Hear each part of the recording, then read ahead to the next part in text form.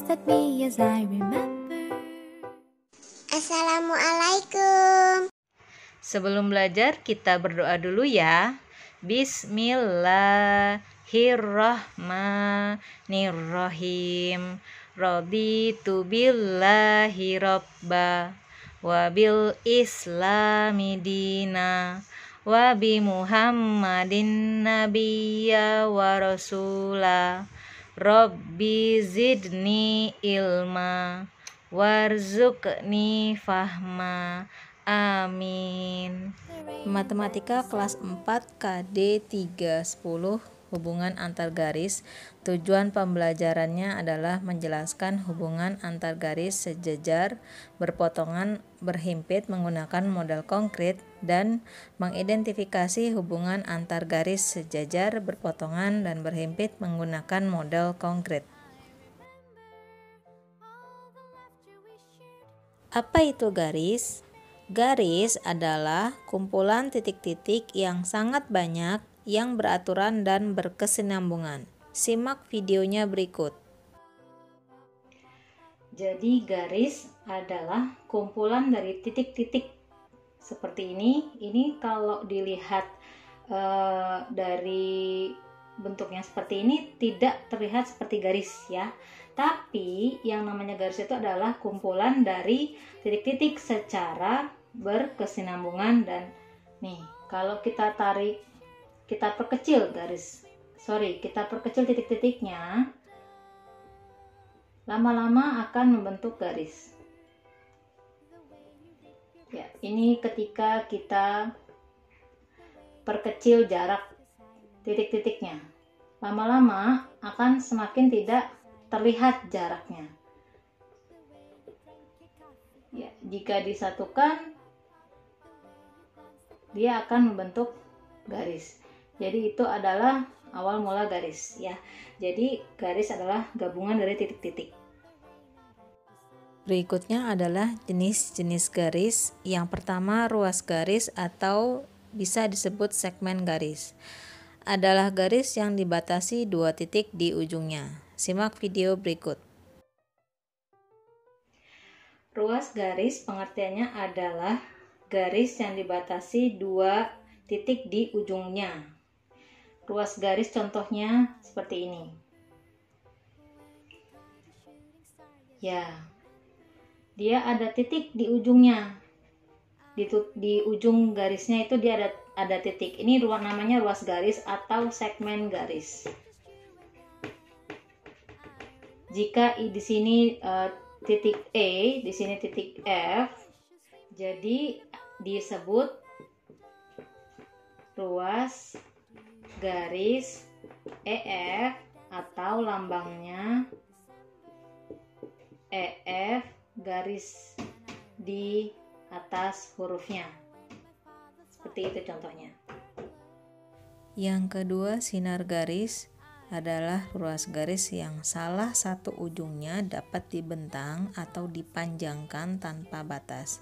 Simak video berikut.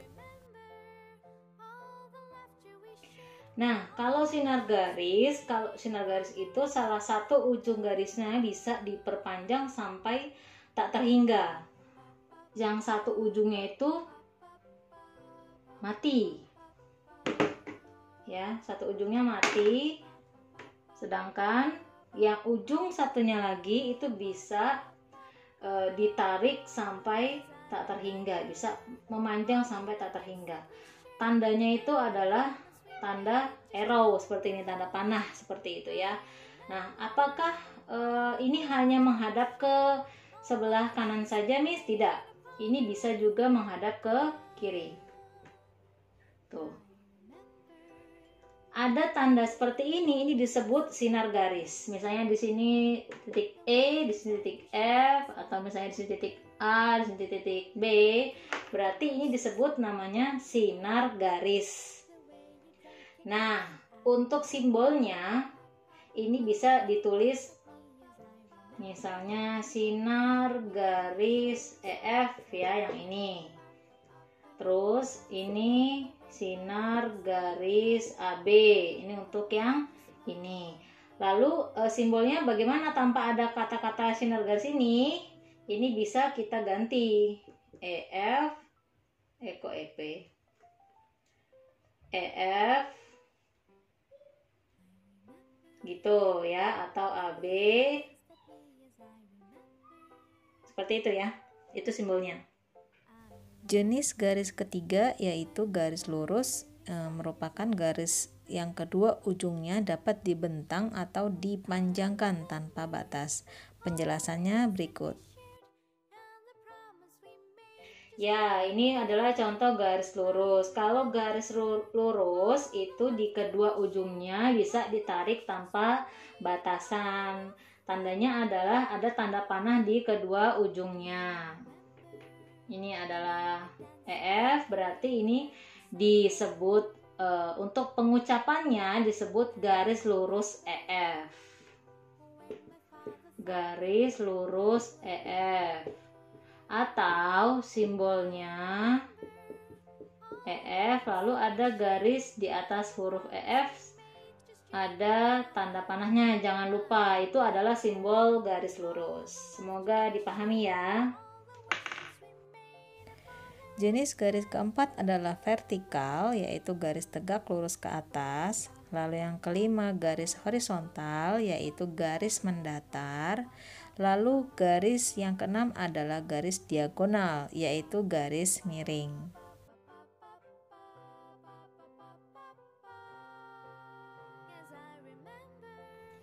Ya, ini adalah contoh garis vertikal. Ya, kalau vertikal itu ke atas. Sedangkan yang seperti ini namanya horizontal. Ini vertikal, ini horizontal. Kalau horizontal itu mendatar, ya garisnya mendatar. Kalau vertikal garisnya lurus ke atas. Sedangkan yang bentuknya miring seperti ini, yang begini atau yang begini, ini namanya diagonal. Ini juga sama diagonal gitu ya. Diingat-ingat, kalau yang ke atas itu vertikal, mendatar itu horizontal, sedangkan yang garis lurus miring seperti ini bentuknya itu disebut diagonal. Hubungan antar garis ada 3. Yang pertama adalah garis sejajar. Sifat dari garis sejajar yaitu jarak garis yang berhadapan selalu sama dan tidak akan berpotongan walaupun garis dibentangkan atau dipanjangkan. Contohnya ada pada rel kereta api itu ya. Nah, di sini nanti ada video penjelasannya. Disimak ya.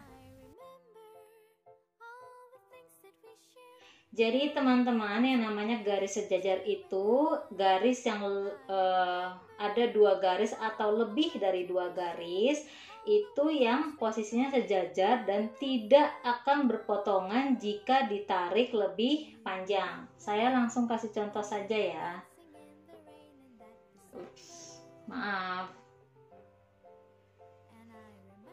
Ini ada, saya kasih contohnya 2 dulu. Ya, seperti rel kereta tadi, dia jika ini ditarik terus nih ya, misalnya saya tarik terus gitu, lalu ini ditarik terus lurus, itu tidak akan terjadi potongan. Ini yang disebut namanya garis sejajar. Ini 2 garis. Saya kasih contoh yang 3 garis misalnya. Apakah selalu garis sejajar itu selalu horizontal? Tidak ya. Contoh garis sejajar itu bisa diagonal, bisa vertikal. Yang penting adalah ketika dia dipanjangkan, ketika dia dibentangkan garisnya itu tidak membentuk potongan, itu baru namanya garis sejajar. Kita coba yang diagonal ya. Ini ada garis diagonal.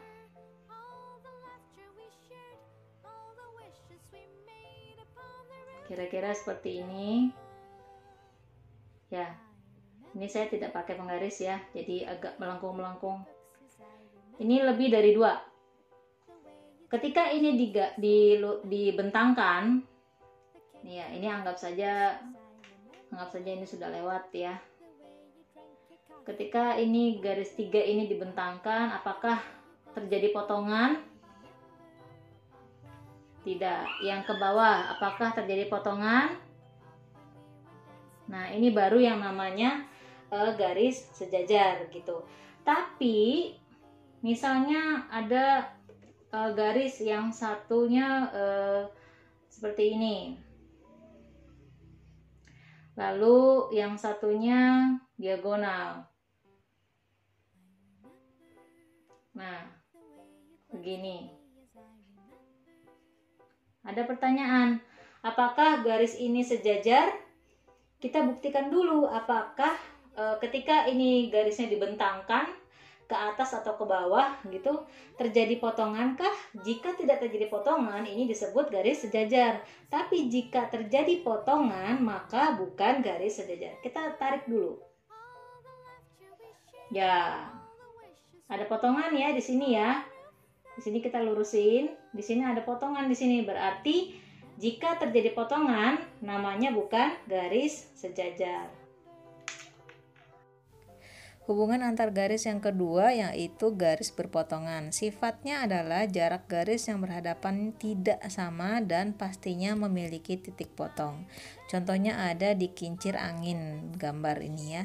Video penjelasannya disimak ya. Ya, ini adalah garis berpotongan, lanjut dari materi yang tadi. Ya, ini ada garis M, yang ini garis N, M, garis M memotong garis N. Ini adalah titik potongnya di sini O misalnya. Lalu ada garis berpotongan yang tegak lurus. Contohnya ada dua garis yang membentuk siku-siku. Ini adalah garis P, yang ini di garis Q, yang ini titik potongnya adalah R misalnya ya. Maka penulisannya garis P berpotongan tegak lurus dengan garis Q. Hubungan antara garis yang ketiga yaitu garis berimpit. Sifat garis berimpit adalah saling menempel dan searah. Contohnya ada di jarum jam yang menunjukkan angka jam 12. Kalau garis berhimpit itu garis yang saling menempel dan juga searah. Misalnya ini ada dua garis. Ini garis R, lalu ada garis satu lagi. Ini sebenarnya garis S. Cuma karena berhimpit jadi terlihat seperti satu garis, padahal di sini ada dua garis. Ya, jadi ini namanya R berhimpit, garis R berhimpit dengan garis S. Lalu ada lagi yang contohnya horizon, terus bentuk yang contohnya yang diagonal, misalnya ini garis M, yang ini garis N gitu ya. Terlihatnya seperti satu padahal ada dua, atau yang diagonal. Ini contoh diagonal. Terlihat seperti satu garis padahal ada dua. Ini garis L, di sini garis K gitu ya. Ini namanya garis berhimpit, saling menempel dan searah.